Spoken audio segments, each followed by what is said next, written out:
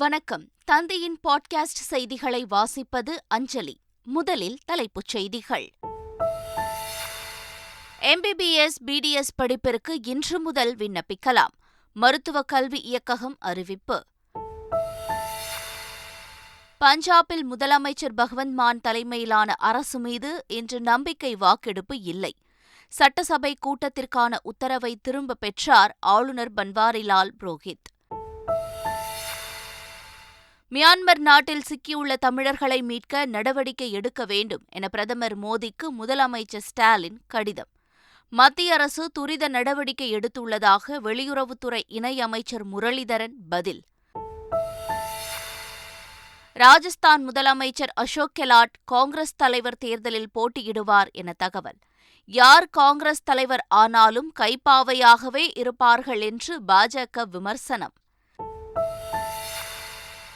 தமிழர்களின் இறை நம்பிக்கையை இழிவுபடுத்தும் திமுக அரசை கண்டித்து வரும் 26ஆம் தேதி பாஜக போராட்டம் அறிவிப்பு. இந்து மதம் குறித்து ராசா பேசியிருப்பது மின்கட்டண உயர்வை திசை திருப்பும் வேலை என சசிகலா விமர்சனம். எங்களிடமும் நிறைய ஆயுதங்கள் உள்ளன. மேற்கத்திய நாடுகளுக்கு மிரட்டல் விடுத்த ரஷ்ய அதிபர் புட்டின். சர்வதேச T20 போட்டிகளின் தரவரிசை பட்டியலை வெளியிட்டது ICC. பேட்டிங் தரவரிசையில் சூரியகுமார் யாதவ் 3வது இடத்திற்கு முன்னேற்றம். இனி விரிவான செய்திகள். நீட் தேர்வில் தேர்ச்சி பெற்ற மாணவர்கள் MBBS, BDS படிப்புகளில் சேர இன்று முதல் ஆன்லைனில் விண்ணப்பிக்கலாம் என மருத்துவக் கல்வி இயக்ககம் தெரிவித்துள்ளது. 2022-2023 கல்வியாண்டுக்கான MBBS, BDS படிப்புகளுக்கு இன்று முதல் அக்டோபர் 3ஆம் தேதி வரை விண்ணப்பிக்கலாம் என்றும் கூறியுள்ளது.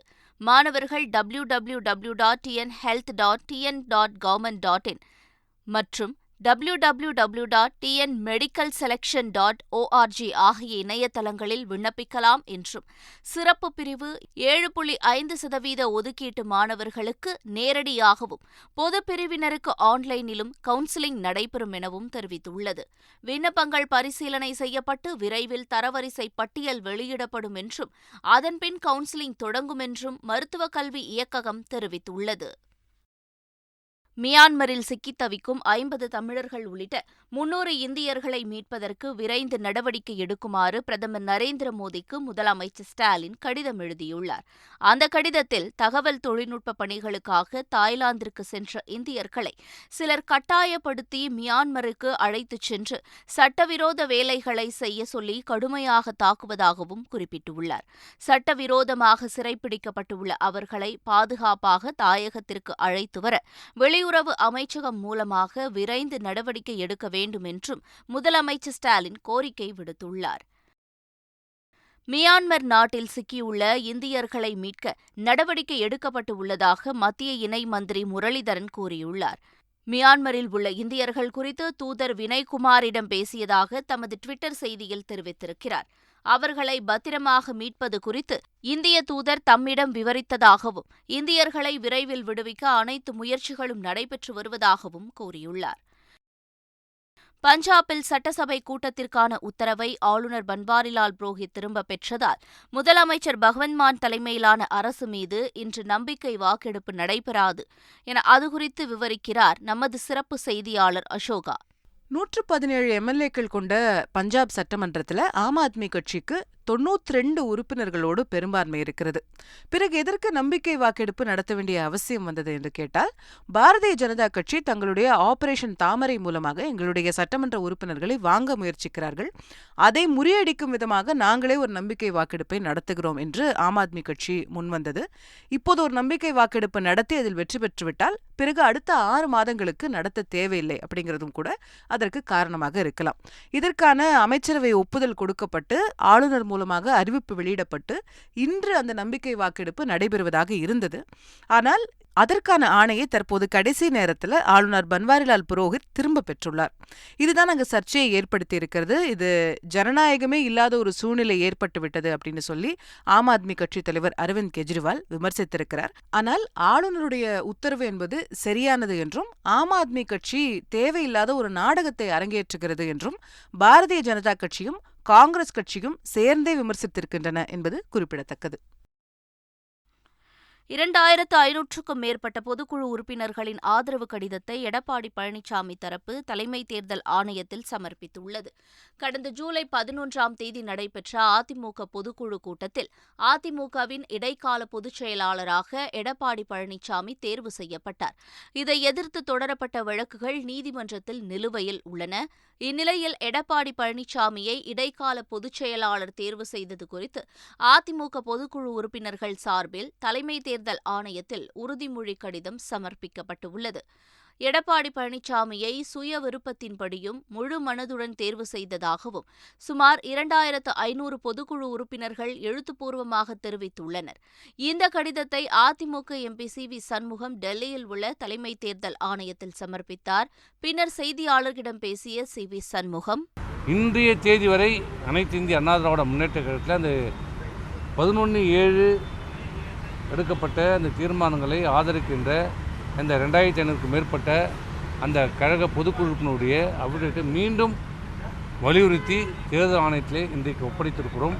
விரைந்து இதன் மீது நடவடிக்கை எடுத்து அந்த தீர்மானங்களை தேர்தல் ஆணையம் ஏற்று அதை தங்களுடைய வலைதளத்திலே வெளியிட வேண்டும் என்று இன்றைக்கு வலியுறுத்தியிருக்கிறோம். ஆவணங்கள் செய்வதாக சொல்லியிருக்கிறார்கள். நான் தான் ஒருங்கிணைப்பாளர், நான் தான் ஒருங்கிணைப்பாளர் என்று இன்றைக்கு சொன்னதையே திருப்பி சொல்லிக் கொண்டிருக்கிறார்.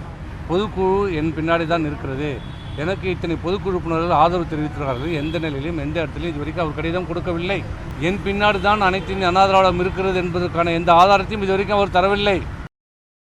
ஓபிஎஸ் ஒரு காலாவதியான மாத்திரை என அதிமுக முன்னாள் அமைச்சர் வைகை செல்வன் விமர்சனம் செய்துள்ளார்.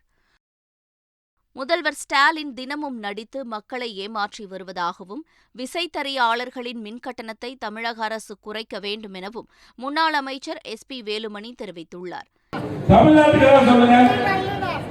எதுவுமே செய்யாத ஒரு விளம்பர அரசாக மு.க. ஸ்டாலின் அவர்கள் முதலமைச்சராக இருந்து காலையில் ஒரு சீன் நடிப்பார், அப்படியே டிவியில் போடுவாங்க, சாயங்காலம் நடிப்பார், அது வேலை முடிஞ்சு போச்சு, அவ்வளவுதான். இதுதான் திமுக ஆட்சி. இவ்வளவு ஒரு மோசமான ஆட்சி இதுவரை யாருமே செஞ்சதில்லை. மின்கட்டணம் அவங்க உயர்த்தலாமா? எவ்வளவு கஷ்டத்தில் அவங்க இருக்காங்க. ஆனால் சூழலை பேச சொன்னார், முழுமையாக விசைத்தறியாளர்களுக்கு மின்கட்டணத்தை ரத்து பண்ணோம். நாங்கள் போராட்டம் பண்ணி மொத்தமா தமிழ்நாடு ரத்து பண்ணோம்னு சொன்னோம். அது நீங்க பண்ண மாட்டீங்க. கடைசிக்கு விசைத்தறியாளர்கள் அவர் வாழ்வாதாரத்தை புரிதோடி புதைக்காதீங்க, கண்டிப்பா ரத்து பண்ணுங்க. இந்து மதம் குறித்து ராசா பேசியிருப்பது மின்கட்டண உயர்வை திசை திருப்பும் வேலை என சசிகலா விமர்சனம் செய்துள்ளார். திருவள்ளூர் மாவட்டம் கும்மிடிப்பூண்டி தொகுதிக்கு உட்பட்ட கன்னிகை பேர், பெரியபாளையம், ஊத்துக்கோட்டை உள்ளிட்ட பகுதிகளில் சுற்றுப்பயணம் மேற்கொண்ட அவர் செய்தியாளர்களை சந்தித்தார். அப்போது ராயப்பேட்டையில் உள்ள அதிமுக தலைமை அலுவலகத்திற்கு நிச்சயம் செல்வேன் என சசிகலா தெரிவித்துள்ளார். பாருங்க, இப்போ இங்கே மின்சார கட்டணத்தை உயர்த்திட்டாங்க. உயர்த்தின போது அப்போ எதையோ ஒன்று சொல்லி திசை திருப்புற வேலை தான் இது. ஓபிஎஸ் ஒரு பக்கமும் இபிஎஸ் ஒரு பக்கமும் டெல்லிக்கு போயிட்டு வந்துட்டு இருக்காங்க. நேற்றும் இபிஎஸ் போயிட்டு வந்தார். டெல்லியில் பிரதமர் மோடி தான் ஏற்கனவே அவங்க 2 பேருக்கு பிரச்சனையை தீர்த்து வச்சதாகவும் சொல்லியிருக்காங்க. பிரதமரை சந்திக்க போயிட்டு இருக்கிறதா ஒரு தகவல் போகுது. இது எப்படி பார்க்குறீங்க? நான் என்ன சொல்கிறேன்னா, மக்கள் பிரச்சனையை பற்றி கேள்வி கேட்கலாம். நீங்கள் இது உட்கட்சி பிரச்சனை, இதுக்கு நீங்கள் இவ்வளோ வெயிட்டு கொடுத்து கேட்கணுங்கிற அவசியம் இல்லைன்னு நான் நினைக்கிறேன். தமிழின தாய்மார்களை இழிவுபடுத்திய ராசாவை கண்டித்து தமிழகமெங்கும் அறவழி போராட்டம் நடைபெறும் என்று தமிழக பாஜக தலைவர் அண்ணாமலை தெரிவித்துள்ளார். அவர் வெளியிட்டுள்ள செய்திக்குறிப்பில், தமிழகத்தில் தற்போது நடைபெற்று வரும் திமுக ஆட்சியில் தமிழரின் மாண்பையும் தமிழரின் மரபையும் தமிழரின் தொன்மையையும் இறை நம்பிக்கையையும் இழிவுபடுத்தும் செயல் தொடர்ந்து நடைபெற்று வருவதாக கூறியுள்ளார். தமிழினத்தை அவமதிக்கும் கருத்திற்கு கோவை மாவட்டத்தில் ஜனநாயக ரீதியாக எதிர்ப்பு தெரிவித்த பாஜக தொண்டர்கள் தொடர்ந்து கைது செய்யப்படுவதை கண்டித்து வரும் 26ஆம் தேதி அறவழியில் சிறை நிரப்பும் போராட்டம் நடத்தப்படும் என்றும் கூறியுள்ளார்.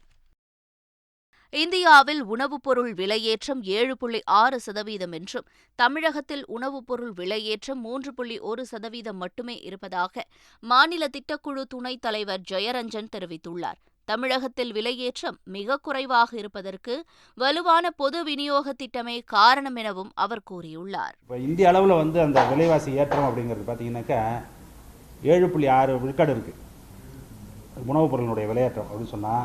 அதோட ஒப்பிட்டு பார்த்தோம் அப்படின்னு சொன்னோம்னாக்கா ஆகஸ்ட் மாதத்தில் தமிழ்நாடு, ஆந்திரா, கேரளா, கர்நாடகா அதெல்லாம் பார்த்திங்கன்னா 5 விழுக்காடு இல்லாட்டி அதுக்கு கீழே இருக்குது. கிட்டத்தட்ட பாதி தான் இருக்குது. தமிழ்நாட்டில் மிகவும் குறைவாக இருப்பதற்கான தமிழ்நாடு வந்து எவ்வளோ இருக்குன்னு கேட்டிங்கன்னாக்கா இந்த ஃபுட் இன்ஃப்ளேஷன் வந்து 3.1 விழுக்காடு தான் இருக்குது. இதுக்கு முக்கியமான காரணம் அப்படின்னு பார்த்தோம் அப்படின்னு சொன்னோம்னாக்கா இந்த வலுவான ஒரு பொது விநியோக முறை. வறுமை கோட்டுக்கு ரொம்ப கீழே இருக்காங்க பார்த்தீங்களா, அவர்கள் வாங்கக்கூடிய உணவில் வந்து கிட்டத்தட்ட 63% வந்து எதுலேருந்து வருது, பொது விநியோக முறையிலேருந்து தான் வருது. சாமானியர்கள் கிட்டத்தட்ட 50லேருந்து 60 விழுக்காடு வரைக்கும் என்ன செய்கிறாங்கன்னாக்கா பொது விநியோகத்திலேருந்து வரக்கூடிய அரிசியை தான் அவர்கள் பயன்படுத்துகிறாங்க.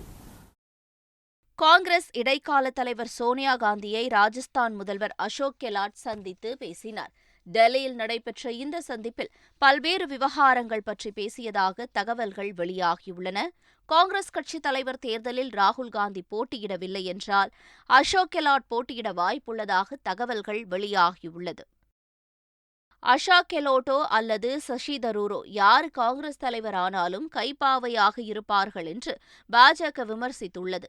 டெல்லியில் செய்தியாளர்களிடம் பேசிய பாஜக செய்தி தொடர்பாளர் டாம் வடக்கன், காங்கிரஸ் நடத்தும் இந்திய ஒற்றுமை யாத்திரையை ஊழல் ஒற்றுமை யாத்திரை என்றுதான் அழைக்க வேண்டும் என்றார்.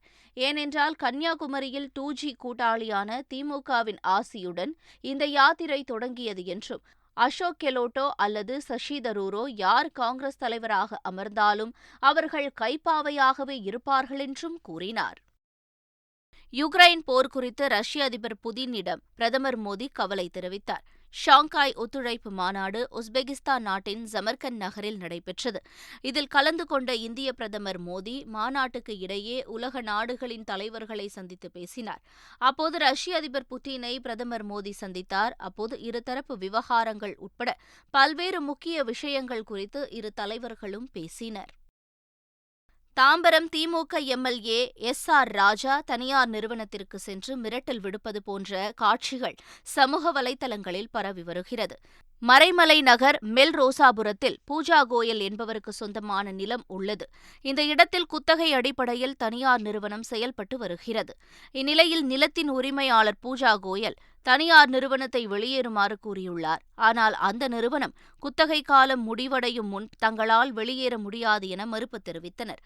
இதனிடையே நிலத்தின் உரிமையாளர் பூஜா கோயல் தாம்பரம் எம்எல்ஏ ராஜாவுடன் சென்று அந்நிறுவனத்தின் அதிகாரிகளுடன் பேச்சுவார்த்தை நடத்தியுள்ளார். அதில் இருதரப்பினருக்கும் இடையே வாக்குவாதம் ஏற்பட்ட நிலையில் எம்எல்ஏ ராஜா அந்த நிறுவனத்தின் அதிகாரிகளுக்கு மிரட்டல் விடுப்பது போன்ற காட்சிகள் சமூக வலைதளங்களில் பரவி வருகிறது.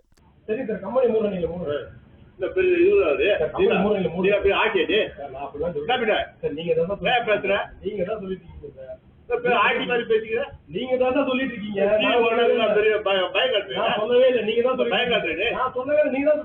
பயமுத்துறீங்க என்ன? பயமுத்து மொத்தம் நீங்க தான் வந்துக்கிறேன். நீ சிங்கப்பெருமாள் கோயில் நீ யாருன்னு தெரிஞ்சுக்கிட்டா உள்ள வந்துக்கிறேன். கட்சியோட ஆளுகளுக்கு மரியாதை கொடுக்குறாரு. அப்புறம் என்னத்த பேசுறது? உங்களுக்கு ஓட்டு போட்ட கட்சி ஆளுங்க மரியாதை கொடுக்குறீங்க. சர்வதேச T20 போட்டிகளின் புதிய தரவரிசையை ICC வெளியிட்டுள்ளது.